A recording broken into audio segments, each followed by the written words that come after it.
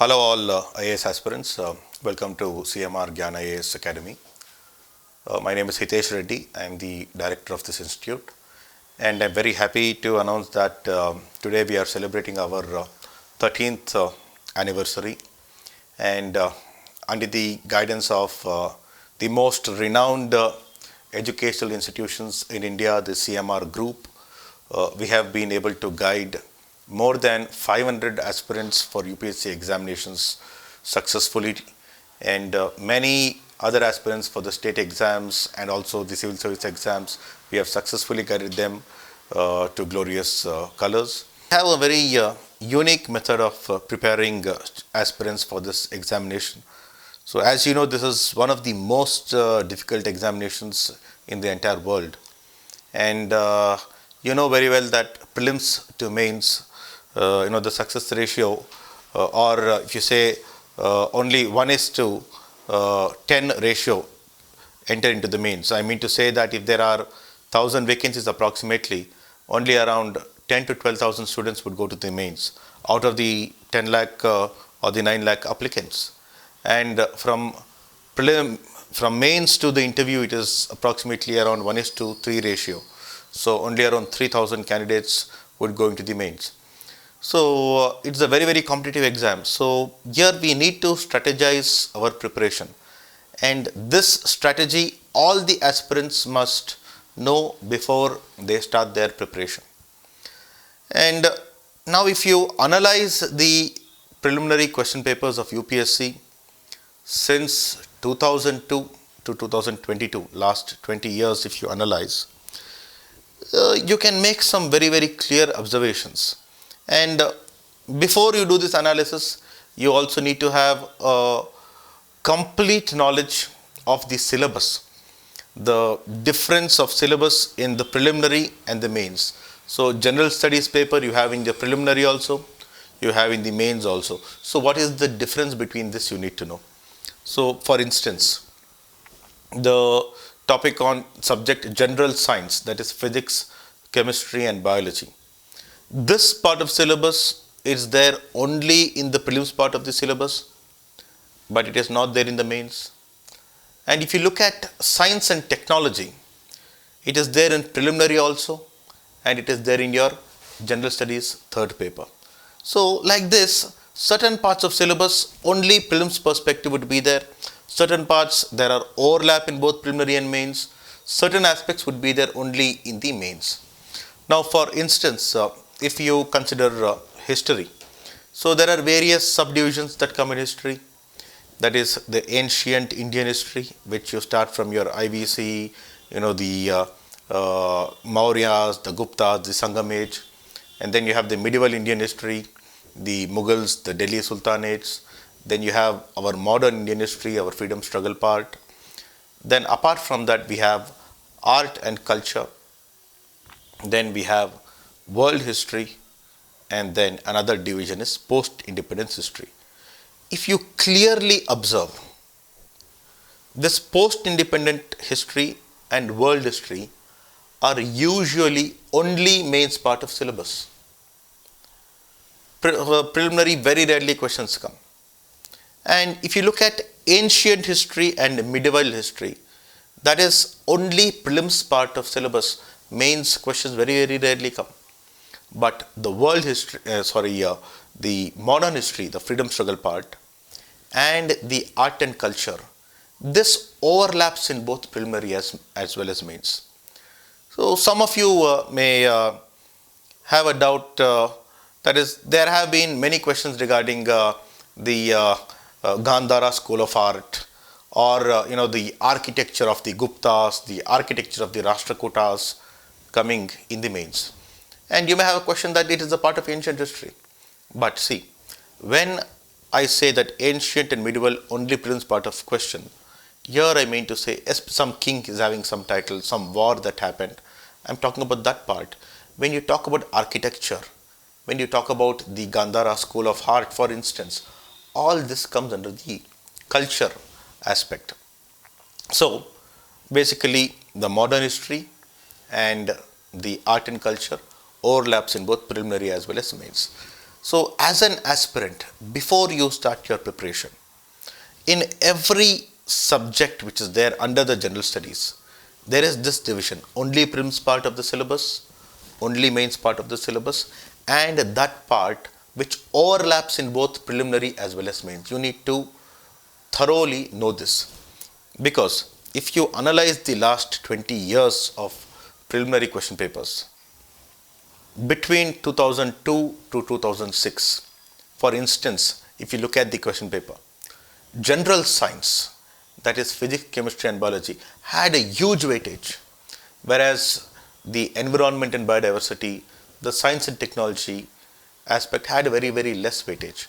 So this happened in all subjects in GS in between 2002 to 2006. So to crack the exam during that point of time, preliminary preparation was totally different, mains preparation was totally different.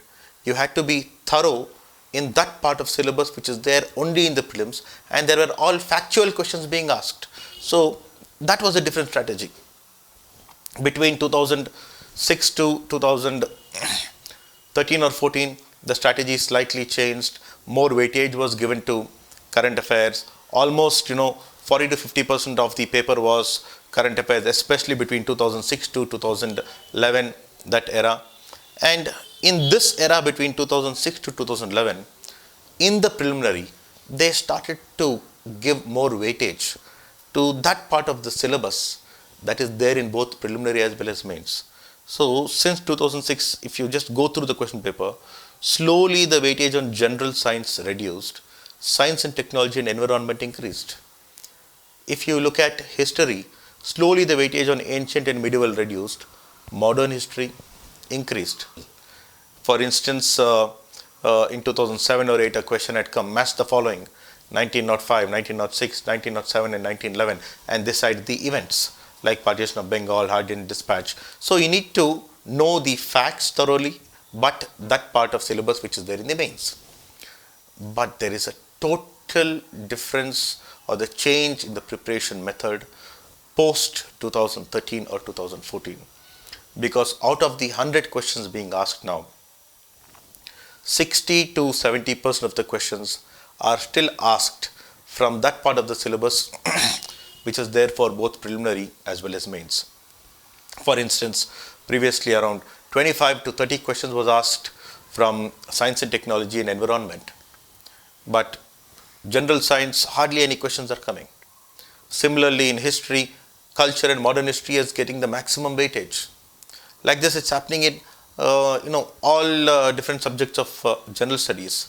But the main change here is, out of these, more than 50% questions are analytical and they are not at all factual.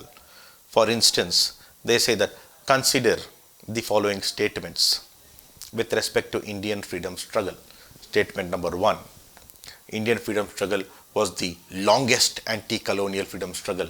Statement number 2: it was the largest mass-based anti-colonial freedom struggle. Statement 3: bulk of our freedom struggle was led by Mahatma Gandhi. Statement 4: the most unique aspect is that we followed non-violence. Underline this term, followed non-violence. And they say select the correct quotes. You need to have a complete understanding whether we followed non-violence or accepted non-violence. And is it the largest mass-based freedom struggle? So if you go back to, I think, 2012 or 2013, in the mains there was a question that was asked. That is, Indian freedom struggle is the largest mass-based freedom struggle. Do you agree? Justify your answer. So analytical questions are coming now. You can answer these questions only if you are ready for a descriptive paper. So what is the requirement now? So what is the strategy now? See, before you write a preliminary examination, you must be ready for a descriptive paper. 2 months before your preliminary, if you are able to write an answer on a question called write a note on the unique aspects of Indian freedom struggle, if you are able to write 2-3 pages, you can answer such analytical questions. Not only this, most of the questions, around 60% questions, are coming very analytical. And also there is a very minute change in the way current affairs questions have been asked, and not many people have realized this. So current affairs weightage has been drastically reduced to around 15 to 20% of your preliminary questions, so maximum around 15 to 20 questions. But even in this, if you go to the question paper, you may find that there are only 3 or 4 questions directly from current affairs. That is, you've read something in the newspapers and that has come. But there are actually around 15 to 20 questions. How have these questions being asked? See, for instance, if there is a news about anti-defection that is happening all over the country. For example, a few years back in Karnataka, the government was toppled during anti-defection. So, question may not come based on which state and how this anti-defection took place. Rather, they would ask you a question saying, consider the following statements regarding the 52nd Constitutional Amendment Act, Statement 1, 2 and 3, 4. So, this 52nd Constitutional Amendment Act was passed in the year 1985 when the 10th schedule in the Indian Constitution was added. So, whatever current news is happening, they are from that portion, from that part, they are asking you questions from the core subjects. Another example which I can give all the aspirants, that I think way back in 2014 or 15, when the Commonwealth Games were conducted in Delhi, if there has to be a question from current affairs, they would give you match the following, probably athletes and which sport, or regarding the gold medals, etc. But the question had come linking it to the basic concepts of the core subject of economics. So they had asked that due to Commonwealth Games, many foreign travelers visited India, due to which a revenue was generated to the tourism sector, and we can classify this revenue as what? Is it export revenue or import revenue? So see, this is how the current affairs questions are coming. Something is in news, they are going to the core subject. So the most important to crack the exam now, you must be thorough in the core subjects, and current affairs, how do you relate current affairs to that core subject is very, very important. So this is where the CMR Gyan IAS, strategize the preparation of every aspirant, and we make sure that 2 to 3 months before your preliminary examination, your entire syllabus is completed and you will be in a position to write a descriptive answer. And see, this exam, there are a lot of facts, so just one time preparation or one reading is not sufficient. There has to be revisions. So we have framed at least 2 to 3 revisions before your examinations, and you need to do a lot of writing practice, which will be also taken care. So one last message to all the aspirants: please be thorough with the strategy of your preparation. Please be thorough with the previous year patterns of how the questions are coming, and we are always there to help you people. So for the important blogs and current affairs, please do visit our website cmrgyanias.com, and also follow us on Instagram, CMR Gyan IAS. All the best to all the aspirants. Thank you.